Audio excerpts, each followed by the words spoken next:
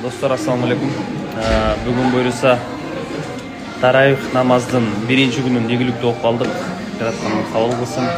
Мен кебірки студент жаш балдарға қайрылғым келіп отыр. Урматтуу жігіттер, аға қатары менің кеңешімді тура қабыл алуға. Ол дараталып, бұтты таза қылып жуғандан кейін, ошол кийилген носкиңерди кайра кийбей эле койсоңор болбойбу. Же болбосо эски болсо дагы жуулган таза носки кийип келсеңер жакшы болмок. Анткени намаз окуп атканда эми баягы атмосфераны бир аз бузуп, ойду бузуп атат. Эми ага катары айтайын, туура кабыл алгыла. Бул Рамазан айы, бул тазалыктын айы. Ислам дини ушул абдан тазалыктын дини. Ошол себептен туура кабыл алып, мындай мешитке келетканда өзүңдү сыйлабасаң дагы өзгөнү сыйлап, мүмкүн болсо тазараак носки кийип келген аракет кылалы. Рахмат.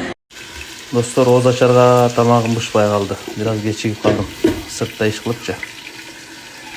Батыраак даяр болуш үчүн мен азыр могул лапшадан плов кылсам. Бизде саат кечки 19:10. Оозу ачар убактысы болуп калды. Ничего. Оозду ачырып алып акырын тамакты даярдай беребиз.